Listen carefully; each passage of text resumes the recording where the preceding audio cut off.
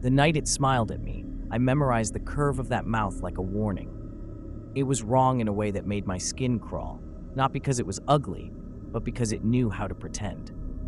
That first sentence is what I keep whispering to myself when I wake, as if words can stitch me back together.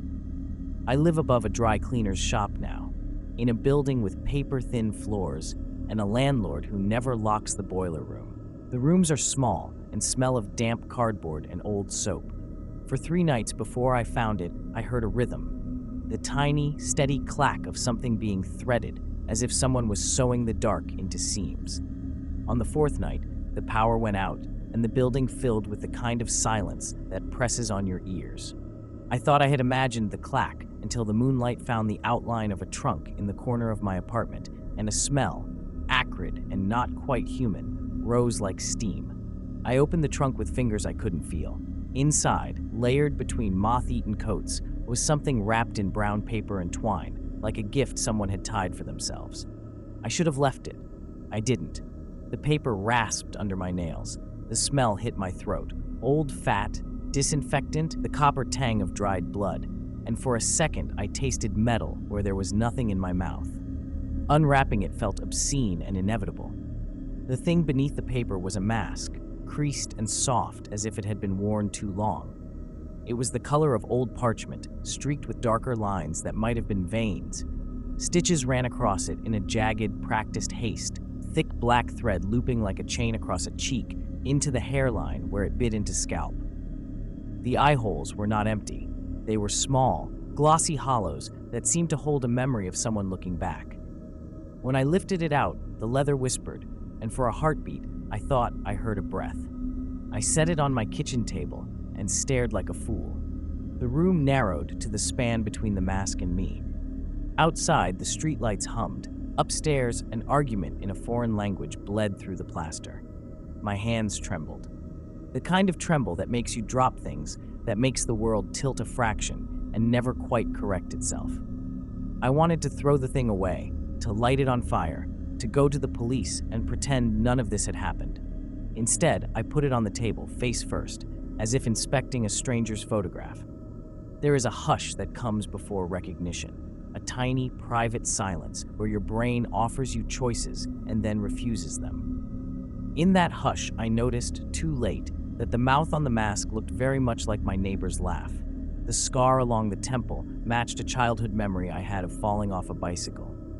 My breath hitched. The mask did not belong to anyone famous. It belonged to someone I might have known. And when the light moved, a shadow of a smile shifted under the stitches. I thought the mask was an object. I thought objects are inert until they rearranged the rules of my nights.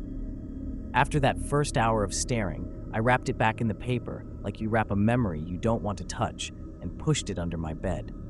I slept in fits, half dreams where someone whispered my name from the vents, half awake where the bed creaked as if another weight settled beside me. The next morning, the paper was gone. At first, I blamed exhaustion, the city's thin cruelty, but small infractions of reality began to gather like rain. My reflection in the bathroom mirror lagged a breath behind me, and when I blinked, there was stitchwork at its jawline I had not seen on my face. The radio in the laundromat played a song I did not know, a lullaby whose melody crawled behind my teeth and left a smear of salt on my tongue. Neighbors I greeted each morning avoided my eyes, or greeted me with a smile that folded too neatly, as if their faces had been ironed and pressed into place. I started hearing the sewing again, thread through a thimble, tiny precise stabs, always at the margins of sleep, always from the direction of the trunk. I told myself it was mice, the building settling, a neighbor fixing clothes. Then I found a scrap of leather on my jacket, a crescent of the mask's mottled hide stitched onto my sleeve like a dark badge.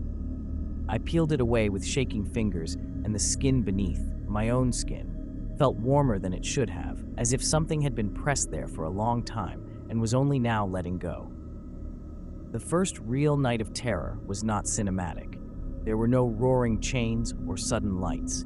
There was a door that opened when I was sure I had locked it, and a sound like a soft hand rubbing the inside of a cheek.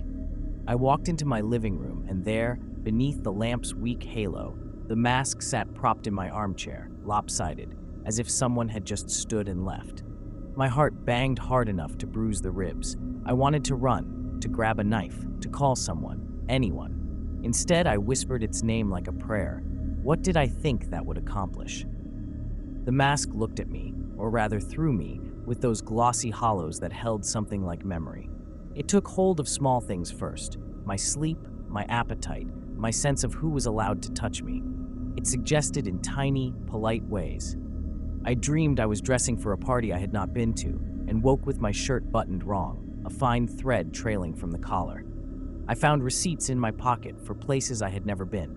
Once, lying in bed, I felt lips at the nape of my neck, warm, damp, and the scent of an antiseptic masked by something older, animal. I sat up and the room was empty, but my shirt had a new seam, fresh and precise, looping like a promise. Friends stopped returning my messages.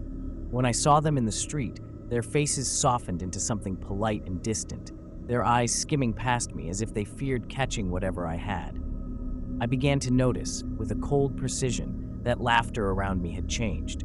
The sound had a raw edge now, like a blade dulling cloth. Once in line at the corner store, a woman turned and smiled at me, and I could have sworn the contour of her mouth matched the mask's grin. My chest tightened. The threat was not a thing waiting in the dark.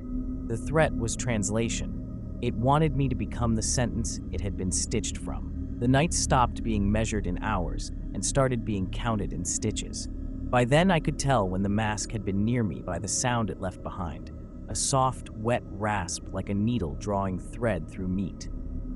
I tried to resist in ways that felt cowardly and brave by turns.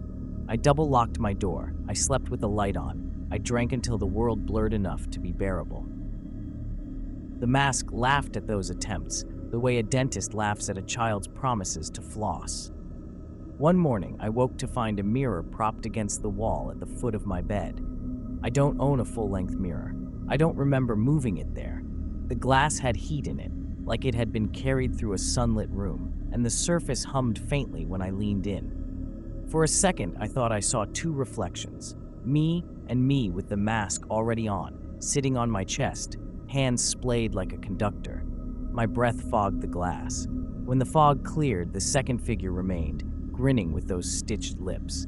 I thought I could outpace it, leave the city, board a plane, disappear into an unfamiliar town where no one knew the cadence of my name. I packed a bag with essentials and a useless bravado. At the bus stop, the sky was the color of old paper. A woman pressed a child to her side and smiled at me. The child's laugh had the hollow scrape of teeth across bone. The mask does not need a room to exist. It moves in gestures, a borrowed hand at the back of the head, an absent-minded smoothing of a collar, the casual tilt of a head to better see. I began to catch it in small reflections, on the screen of a phone, the chrome of a kettle, each time closer, each time more like me. The final night was quieter than the others. The building sighed, and the radiator clicked in its slow, indifferent rhythm. I tried to burn the mask, tried to turn it into ash that could be swept up and forgotten, but the flame licked and fell away, reluctant. When I grabbed it, heat seared my palms not like fire, but like a fever. The stitches bit into my fingers and then into my face as if they had been waiting for an invitation. I woke with my mouth stinging and the metallic taste of solder in my mouth. When I touched my cheek, my fingertips came away with a thin black thread. I don't know how long it takes to become a thing you once feared. Maybe it is a slow decanting, a patient, surgical loss of small liberties until the whole is gone. When I look now, I see seams along my jaw, a crooked row of stitches that disappear into my hairline. They are tidy, almost careful. People still pass me on the street and look away as if embarrassed to have witnessed something intimate. Once, a neighbor knocked and asked if I needed anything. I smiled, and the muscles in my face answered by themselves. There is a lastness to this. The moment when the face in the glass and the face that you feel beneath your hands agree, you think you'll scream. You won't. You find instead that your voice has learned a new timbre, a softer, older thing that fits the curve of the mouth now finishing its smile.